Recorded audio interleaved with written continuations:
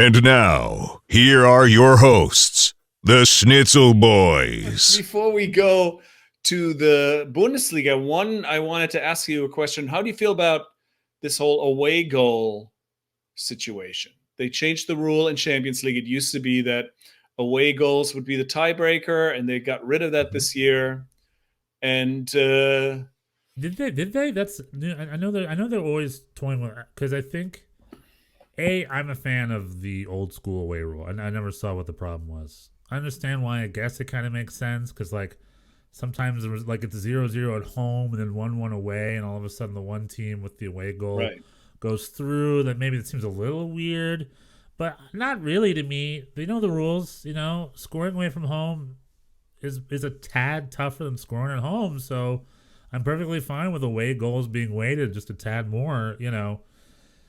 I know in South America, like in Copa Libertadores, at least the way it used to be, is the away goals never counted. Like it was, they always went to overtime and the penalties. But that's what it does. It just leads to a lot more overtimes and penalties. And I'm just like, what's better, penalties or away goals? And honestly, away goals are better. Don't you think? I'm crapshoot. I am really I'm wondering. The first game,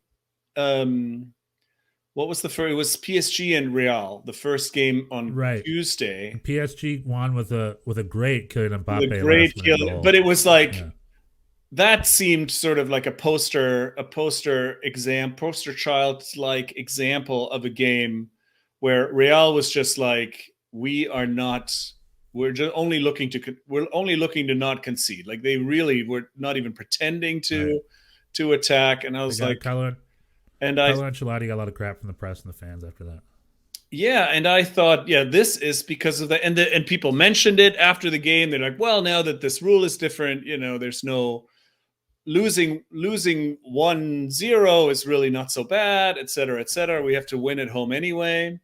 And so that I thought was an example of how this new rule is gonna, you know, create a lot of boring first legs. You see this in the MLS playoffs a lot too, where there's this sort of people just don't want to make a mistake in the beginning game, all the other games, both in the Europa League and the Champions League, were just amazing with lots of goals and lots of away goals, and then there was some suggestion that now that you don't have to be as careful as the home team, you can just be a little bit more careless. So because 3-1 is now just as good as 2-0. So I don't know. It's interesting. It's interesting how these kinds of, I just find that interesting how these rules and incentives kind of make a difference and influence people's preparation and how they approach the game. And if in the case of Real Madrid, it was clearly a thing because the players talked about it afterwards, and so this was something that they had been told. And what they talked about earlier, which I think is more valid, is does playing the second game at home really give you an advantage? The higher seeded teams start on the road and come home with it, which makes sense in principle. Then you're seeing these like a Red Bull Salzburg Bayern München game. Let's say Red Bull Salzburg won that game 2-0, which could have very well happened. Then like Bayern München's at home, but they have a 2-goal deficit at home. You know what I mean? They're already at a 2-goal deficit by then, so the pressure is on. Yeah, and that might have a psychological effect that honestly serves Salzburg to be like, we're coming to you with 2-0. You know what I mean? So the second game has to be this like we don't have to win. We have to win by 3 goals. You know what I mean? Right. So to me, that's a bigger. I think the seeded team should be able to choose whether they want like it's up to them whether they want to play first or second. Like they get the choice. Right. But then again, with the away goals, hosting, and all that, the overtime, they all have the same rules. They just have to beat them over 2 legs. So I think adjusting the away goals rule, I think that's dilly-dallying in a way that is unnecessary. Personally, I never had any issues with the away goals. I'm perfectly fine with them staying in. The one thing I would stress, and MLS sort of has this too, like with any playoff, is I think the higher seeded team should have the right to choose when they play their home leg. Maybe that would be an adjustment I'm okay with. Like if like, you know, NYCFC and the Revs or whatever in the postseason, NYCFC is seeded, you guys should be allowed to be like, you know what, we'll play our home game first. We're feeling it. You know what I mean? Like, you should be able to make that choice. To be like, let's get a good one at home and then take it to Boston. Let's take a 2-goal lead to Boston, and finish them up on Thursday. And that should be like the right of the higher seeded team. But I mean, that's just me. I mean, at the end of the day, I don't really care about that too much either. I don't. Right. Well, MLS's response was just like, let's just get rid of the first leg and just play the second leg, and that'll make it. Which I like. That'll make it more exciting. Now, I guess the home playing the second leg at home is an advantage if there is, in fact, more. If there's going to be more overtime, which most likely will be, because the away goal tiebreaker is not there anymore, so people will want to play the overtime penalty kicks at home, most likely. Wasn't there a thing? I was at the Galaxy Stadium when they got eliminated. It was amazing. Like, literally, they were in the playoffs. And, like, the last minute of stoppage time, Real Salt Lake scored or something, and then they were eliminated. Also, wasn't it a thing where under the old rules they still would have gotten through? It was like a head-to-head. Am I mixing something up here? Don't know. I don't remember. I could be wrong. But MLS the tiebreakers are a little different than in the Bundesliga, because the first tiebreaker is wins in MLS, and it's not goal differential. I think that's what it was. So I don't know if that makes a difference. Like, their goal difference was better, but their head-to-head between their team maybe was. I don't remember. I could be wrong, but I either way, as long as they all know the rules ahead of time and they're all agreeing to it, then I'm fine with it. You know what I mean? So, I find it to be unnecessary. Like, I mean, that's a bigger issue.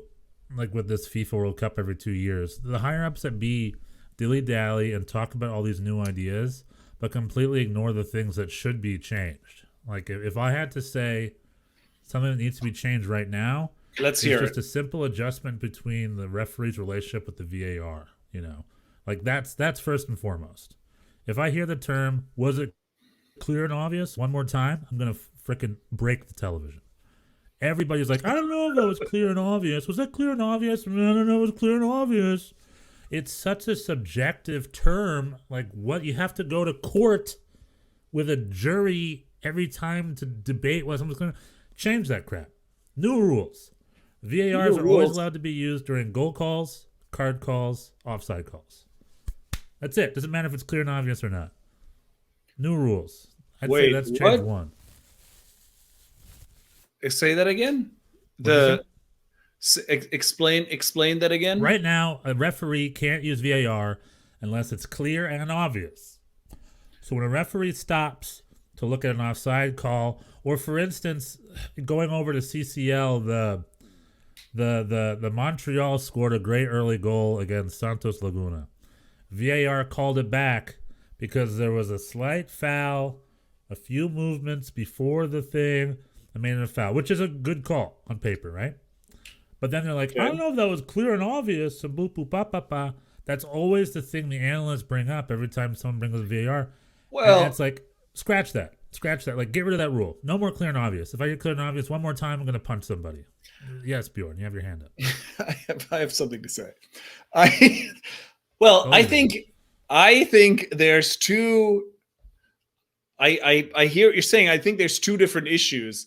I think there's VAR or VAR or whatever you want to call it, and then there's commentators commenting on VAR. I think what frustrates me more than the implementation of VAR is the way that commentators are sort of willfully ignorant about how it works and are sort of, there's a lot of, especially in the Premier League, you have a lot of the crusty old dudes who are like, oh, this VAR is all terrible.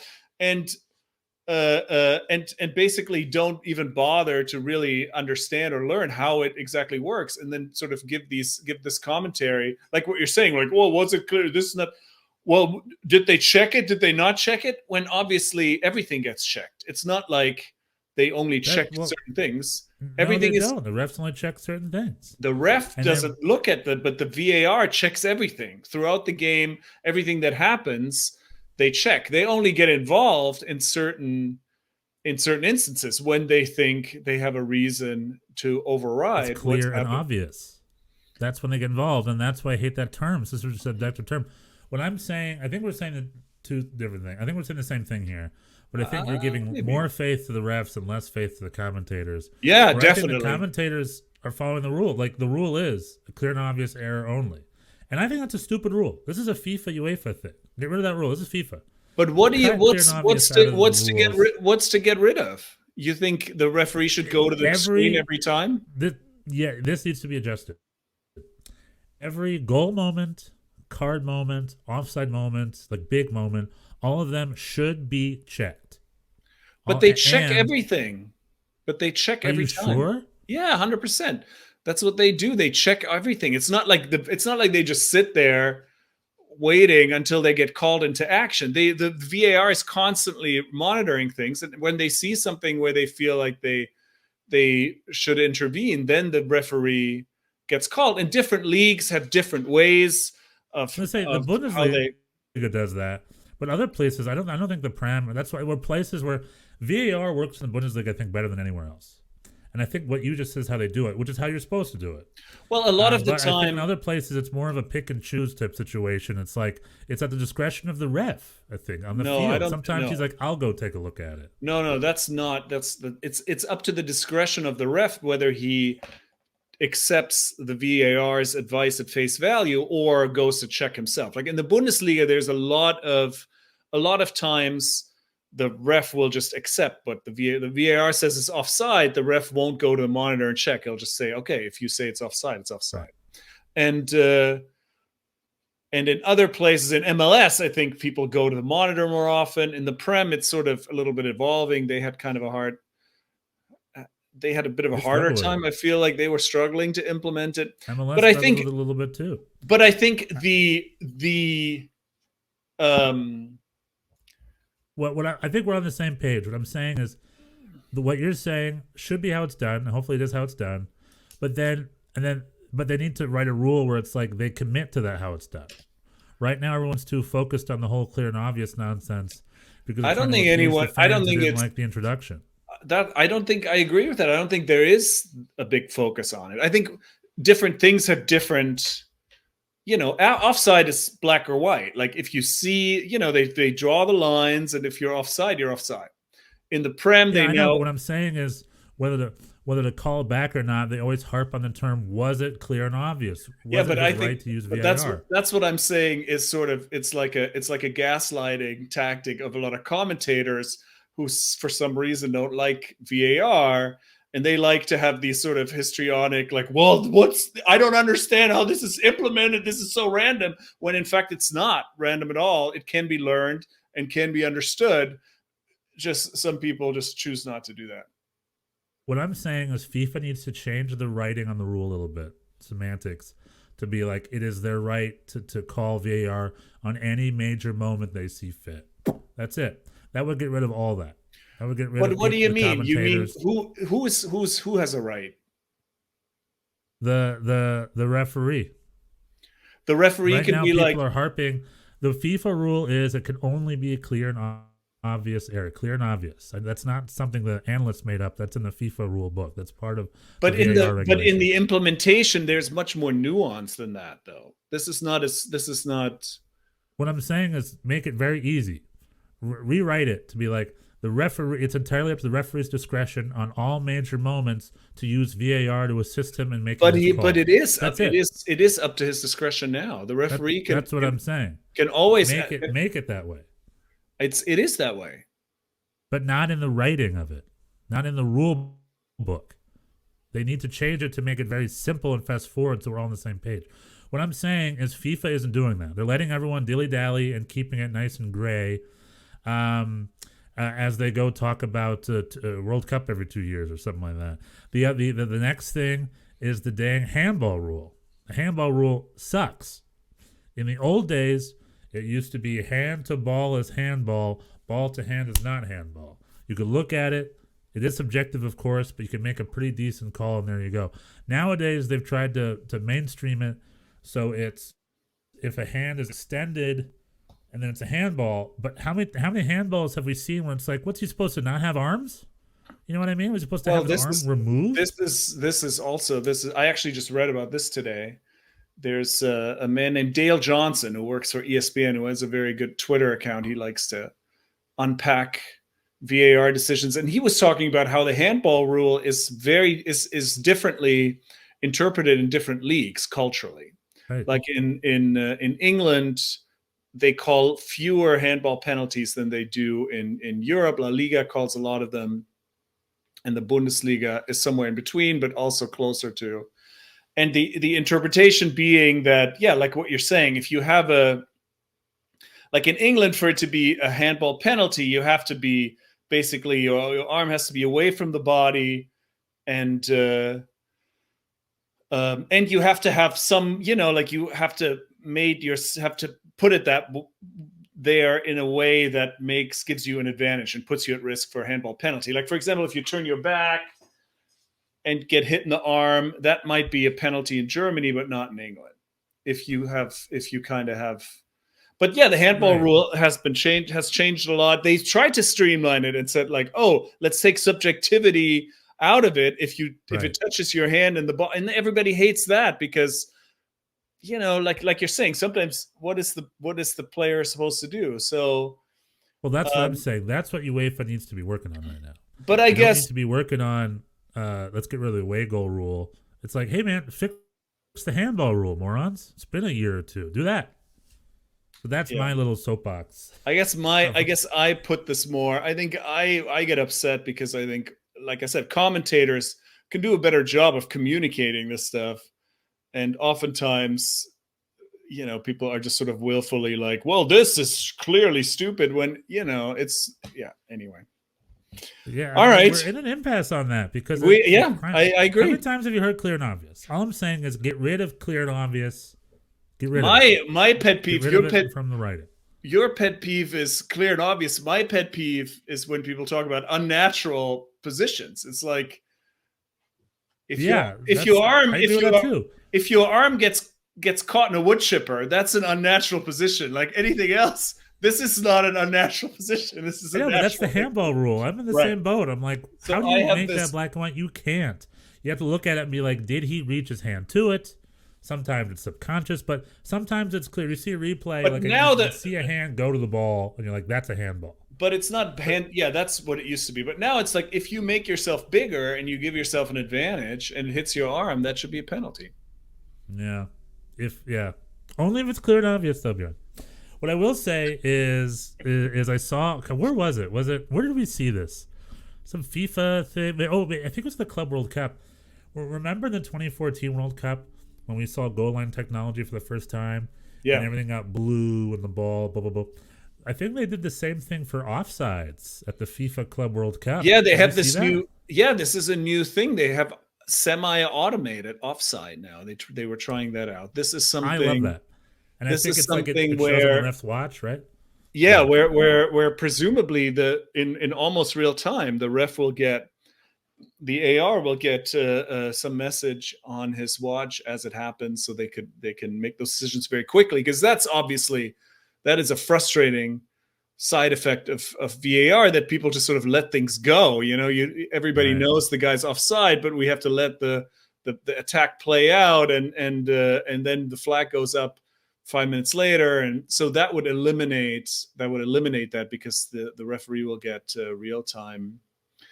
Yes, that's a game changer to me. I think that'll be that should be that'll be good. We need, because we need that, and I love it. I hope stuff like that just gets more efficient, and I love it. I'm all about it. I look at that and I'm like, that is cool. I mean, how long have we needed a laser precision machine to tell us what offside is? Well, they do this in human error. They do this in tennis now. Right? Tennis. Hawkeye. They don't. Yeah, and then they just have the people calling balls out. It's just taped. It's just coming from the. I guess that's it gets rid of the whole where offside, non-offside.